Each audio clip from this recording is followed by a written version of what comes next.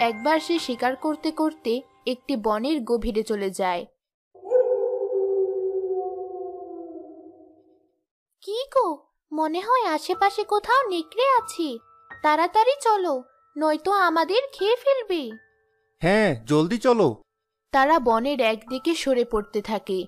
অমনি তাদের চোখ একটি বড় গর্তের দিকে যায়। সেখানে তারা একটি নেকড়েকে দাঁড়িয়ে থেকে হুঙ্কার দিতে দেখে, কিন্তু নেকড়েটি তাদের কোনো আক্রমণ করছিল না, শুধু দাঁড়িয়ে হুঙ্কার দিয়ে ভয় দেখাচ্ছিল। এতে মোহনের মনে ভয় হয় এবং সে তার মাথায় তীর নিক্ষেপ করে।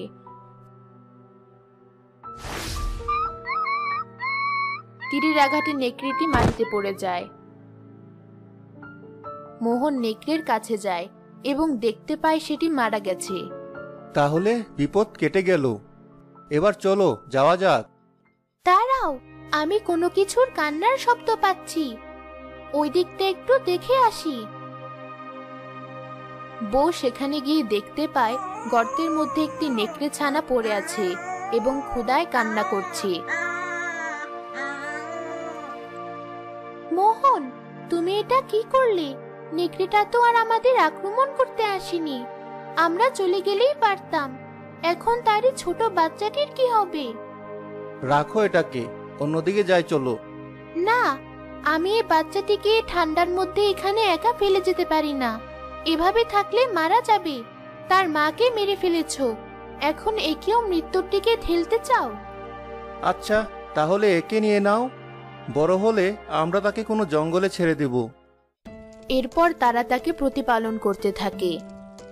আজ থেকে তাকে আমরা টম নামে ডাকবো। দেখতে দেখতে টম অনেক বড় হয়ে যায়। টম যেখানেই থাকুক, যখন মালিক তাকে টম বলে ডাকে তখনই সে ছুটে আসে। টম তাদের সঙ্গী হয়ে যায়। তারা তিনজন একসাথে বসে খাবার খায় এবং পাশের খাটে টম ঘুমায়, আর আরেক খাটে মোহন ও তার স্ত্রী। মোহনের কোনো সন্তান ছিল না, তাই সে টমকে নিজ সন্তানের মতোই ভালোবাসতে থাকে। টম তাদের কাছে খুবই বিশ্বস্ত হয়ে যায়। তারা যেখানেই যাক না কেন, টম একাই পুরো বাড়িকে পাহারা দিয়ে রাখে। একবার গ্রামে খুব বন্যা হয় এবং মোহনের সমস্ত ফসল তলিয়ে যায়। বেশ কিছুদিন পানি থাকে, যে কারণে মোহনের ঘরে খাবারের অভাব দেখা দেয়। তারা 3 বেলা ঠিকমতো খাবার খেতে পারে না, প্রায়ই তাদের উপোস করে কাটাতে হয়। টম তাদের অবস্থা বুঝতে পারে এবং পরদিন সে জঙ্গল থেকে একটি হাতির বাচ্চা মেরে আনে। আরে দেখো, টম আমাদের জন্য কি এনেছে। বেচারা তো জানে না যে মানুষ হাতির বাচ্চা খায় না। পরদিন টম আবার বেরিয়ে পড়ে। এবার সে বন থেকে একটি বুনো মহিষ শাবক ধরে আনে। মোহন ও তার বউ এতে খুবই খুশি হয়। তাদের অনেক দিনের খাবার ব্যবস্থা হয়ে যায়। এভাবে তাদের সময় বেশ ভালোই যাচ্ছিল, কিন্তু একদিন হঠাৎ করে টমকে আর দেখা যাচ্ছিল না।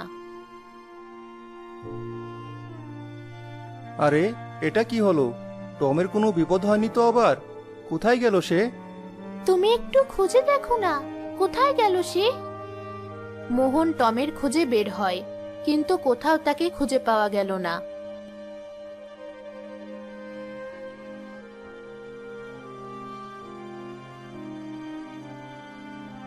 তার কোনো খোঁজ পেলে? না, কোথাও পেলাম না। হায় বিধাতা, ওকে ফিরিয়ে দাও। রাতের বেলা দুজন চিন্তিত অবস্থায় ঘুমিয়ে পড়ে।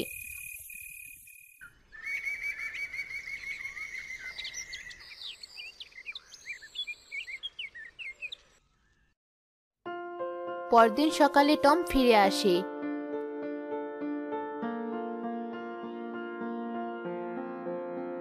ওগো দেখো, আমাদের টম ফিরে এসেছে। আরে তাই তো, কিন্তু তার গায়ে এত কাদামাটি কেন? মোহন পানি ঢেলে তার গা ধুয়ে দেয়। কিছুক্ষণ পর টম মোহনের কাপড় কামড়ে ধরে টানতে লাগলো। আরে আরে, এ কি করছিস টম? পাগল হয়ে গেলি নাকি? কাপড় ছিঁড়ে ফেলবি তো। মনে হচ্ছে সে তোমাকে কোথাও কিছু দেখাতে চাচ্ছে, গিয়ে দেখো। মোহন টমের পিছু পিছু যায়। টম তাকে একটি পাহাড়ের গুহায় নিয়ে যায়।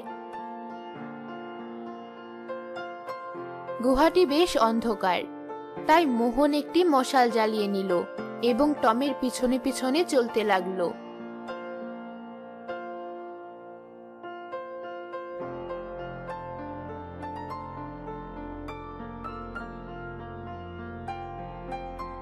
কিসের আলো ওটা?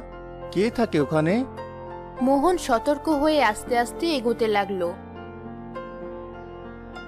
এবং আলোর স্থানে এসে তার চোখ বড় বড় হয়ে গেল।